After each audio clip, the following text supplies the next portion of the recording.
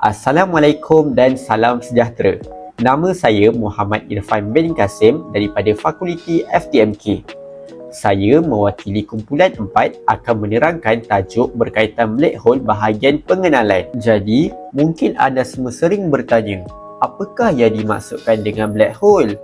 Mari saya terangkan kepada korang. Black hole atau dalam bahasa Melayunya ialah lubang hitam merupakan suatu ruang dengan medan graviti yang sangat kuat sehingga ia menyebabkan tidak ada cahaya sekalipun di dalamnya. Selain menarik cahaya, black hole juga dapat menarik dan memerangkap benda-benda lain di sekitarnya seperti bulan, planet, pesawat ruang angkasa dan sebagainya. Mari kita pergi kepada bagaimana black hole itu terhasil. Black hole terhasil daripada kematian bintang-bintang. Bintang ringan mati menjadi white dwarf. Bintang sederhana mati menjadi neutron star. Manakala bintang berat pula, apabila dia mati, dia akan menjadi black hole. Bintang ini mempunyai dua daya. Pertama ialah daya nuklear dan kedua ialah daya graviti. Ia saling berlawanan antara satu sama lain. Bintang mati kerana pembakaran nuklear itu tidak berlaku lagi. Bila ianya tidak berlaku lagi, daya graviti akan jadi lebih tinggi daripada daya nuklear dan menyebabkan terbentuknya black hole. Sekarang mesti korang pelik kan? Macam mana saintis mengetahui yang black hole itu wujud? Jadi, saintis dapat mengetahui yang black hole itu wujud adalah apabila di ruang angkasa ada benda yang cuba menarik bintang-bintang lain di sekelilingnya. Jadi, akan terdapatnya cahaya di sekelilingnya yang terkumpul. Tapi, cahaya itu tidaklah kuat kerana tenaga cahaya itu tinggi.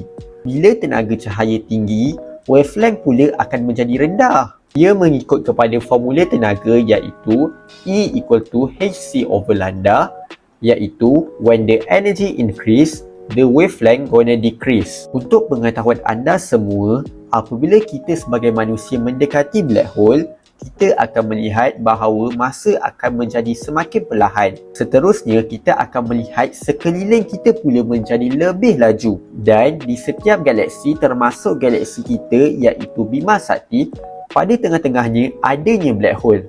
Itu sahaja dari saya untuk pengenalan berkaitan black hole. Saya pas kepada orang seterusnya. Assalamualaikum warahmatullahi wabarakatuh. Nama saya Muhammad Hilmi bin Ismail. Nombor pendaftaran B1123-10325. Saya memilih tajuk berkaitan lubang hitam ni adalah apa yang akan berlaku jika seseorang terjun ke dalam lubang hitam. Baiklah, kita bermula dengan pengenalan dahulu. Seperti yang kita boleh lihat dan apa yang kita tahu, lubang hitam ini adalah sesuatu objek yang sangat menggerunkan di alam semesta kerana para saintis pun dan di kaca-kaca TV telah menayangkan banyak sangat misteri berkaitan lubang hitam ini.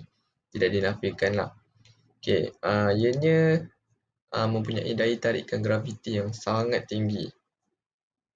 Boleh dikatakan sangat tinggi kerana cahaya pun yang bergerak pantas tu pun tidak dapat keluar daripada lubang hitam tersebut.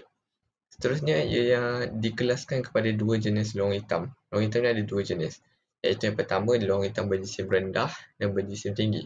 Berjisim rendah itu adalah contohnya seperti bintang tu, dan lubang hitam berjisim tinggi ni adalah dinamakan supermassive.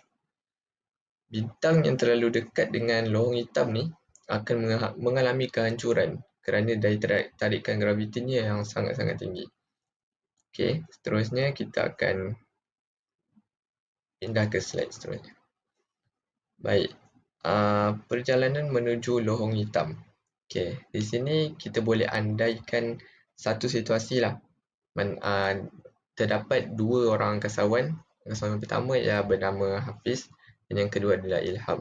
Hafiz ni dia bergerak menuju ke arah lubang hitam, manakala Ilham ni duduk diam-diam di dalam roket.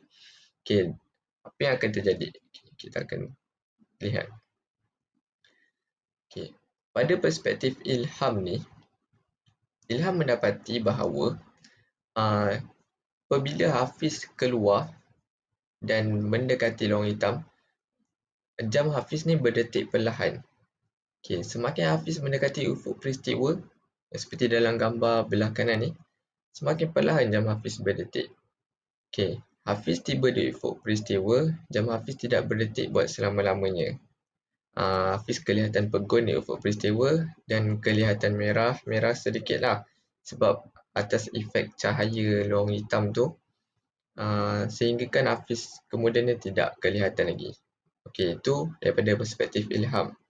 Manakala pada perspektif Hafiz pula, okey, Hafiz mendapati bahawa jam Ilham berdetik dengan lebih pantas. Okey, dekat situ kita boleh nampak Hafiz dan Ilham ni ada macam perbezaan. Ilham nampak tadi jam Hafiz bergerak perlahan, manakala Hafiz nampak Ilham, jam dia bergerak dengan pantas. Okey, semakin menghampiri ufuk peristiwa, semakin pantas detikkan jam Ilham ni.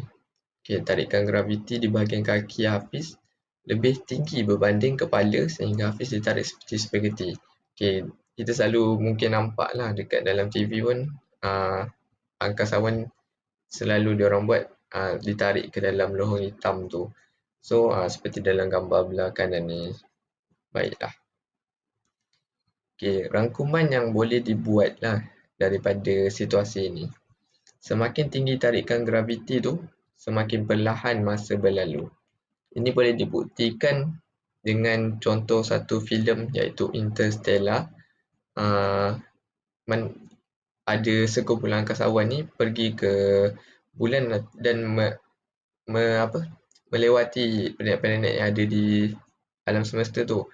Apabila dia balik saja turun ke bumi, anak dia yang kecil dulu tu dah pun tua.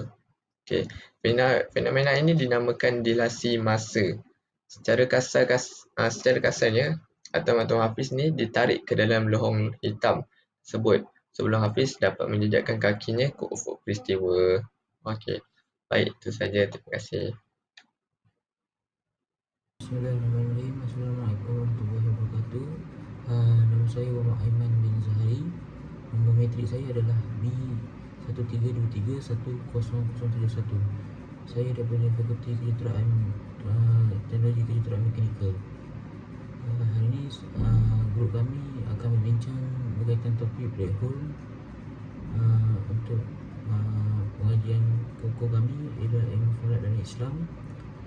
Saya punya point adalah sudut pandangan Islam tentang lorong hitam atau black hole itu sendiri. Ringkas pengenalannya ialah lorong hitam itu adalah jenis entiti yang boleh dikatakan paling berkuasa dan daya gravitinya adalah yang paling berkuasa di alam semesta sehingga sesuatu yang selaju cahaya pun tidak mampu lepas daripadanya. Lorong hitam atau black hole ni terjadi apabila sejenis bintang mula kehilangan atau kehabisan kuasa untuk terus berfungsi, lalu menghasilkan lorong hitam yang mempunyai ketepatan maksimum dan disipadu sifar. Lorong hitam tidak dapat ditonton walaupun dengan teleskop yang sangat berkuasa tinggi yang dicipta oleh manusia buat masa kini. Kita tidak boleh melihat lorong hitam, akan tetapi kita boleh mengesan material apakah yang tersedut ke arahnya. Dengan cara inilah para astronomi mempelajari dan mengenal pasti banyak lorong hitam di angkasa sehingga akhirnya mereka mendapati bahawa kesimpulannya bahawa terdapat jutaan lorong hitam di angkasa lepas di atas kita ini. Dari sudut pandangan Islam terhadap lorong hitam ini, kita terdapat beberapa dalil-dalil Al-Quran berkaitan yang dikatakan berkaitan dengan lorong hitam. Seperti contohnya dalam surah Al-Musallah ayat 8. Saya baca tafsirnya ialah, oleh itu apabila bintang-bintang binasa dan hilang lenyap. Berdasarkan ayat surah Al-Musallah ini, kita terdapat beberapa ciri yang berkaitan dengan lorong hitam yang disebut dalam Al-Quran oleh Allah Subhanahu Wa Taala. Seterusnya, dalil yang lain berkaitan dengan lubang hitam atau black hole, kita boleh dapati di dalam surah Al-Tawir ayat 15 dan ayat 16. Saya akan baca terjemahannya. Ayat 15 disebut, oleh itu aku bersumpah dengan bintang-bintang yang tenggelam timbul. Untuk ayat 16, dia punya terjemah bersebut yang beredar juga yang tetap pada tempatnya. Pada rumusan ayat-ayat 15 dan ayat 16, pada ayat yang dinyatakan Allah bersumpah dan dengan bintang-bintang yang jika kita simpulkan akan menjadi demikian. Pertama, kunnas, yang bermaksud yang tersembunyi dan tak terlihat selamanya. Kedua, al-jawari yang beredar dan bergerak dengan kecekapan tinggi. Nombor tiga, kunnas yang menelan semua yang dilaluinya. Kesemua sifat-sifat yang dinyatakan adalah berkaitan dengan black hole atau lubang hitam, seperti yang dinyatakan dalam pernyataan ilmuwan barat, iaitu ia mewujudkan daya graviti yang besar yang berfungsi seperti pembersih vacuum semula jadi yang tidak kelihatan. Ketika dia bergerak, dia akan menelan setiap orang yang dia jumpai, dan bahkan tidak ada cahaya yang dapat melepaskan diri daripada lubang hitam. Dapat disimpulkan di sini, lubang hitam juga dapat kita fahami melalui Al-Quran, iaitu kalam Allah Subhanahu Wa Taala, yang kita boleh dapati bahawa Islam dan sains itu tidaklah berpisah, tetapi adalah satu yang kita dapat pelajari dan kita dapat fahami berdasarkan kajian-kajian ilmu-ilmuan Islam maupun Barat. Demikian daripada saya berkaitan lubang hitam dalam Islam. Okay. Assalamualaikum warahmatullahi taala wabarakatuh. Nama saya Muhammad Syazif Fitri bin Musa. Nombor metrik B112310210289. Untuk rumusan berkaitan sudut pandang Islam tentang lubang hitam ataupun black hole,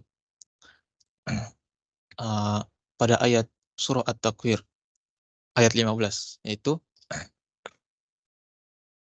A'udzubillahi minasyaitonirrajim. Bismillahirrahmanirrahim.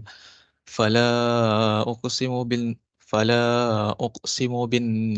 khunnas. Shadaqallahul aliyul azim. Yang bermaksud, aku bersumpah dengan bintang-bintang tenggelam timbul. Surah At-Takwir ayat 15. Pada ayat yang dinyatakan, Allah bersumpah dengan bintang-bintang yang jika kita simpulkan akan menjadi demikian, yaitu pertama, kunnas yang tersembunyi dan tidak terlihat selamanya. Kedua, al-jawari yang beredar dan bergerak dengan kecekapan ataupun kecepatan yang tinggi. Yang ketiga, kunnas yang menelan semua yang dilaluinya. Kesemua sifat ini ada dalam black hole ataupun lubang hitam, seperti pernyataan ilmuwan barat, yaitu ia mewujudkan daya graviti yang besar yang berfungsi seperti pembersih vacuum semula jadi yang tidak kelihatan. Ketika dia bergerak, dia akan menelan setiap benda yang dijumpai, bahkan tidak ada cahaya yang dapat melepaskannya.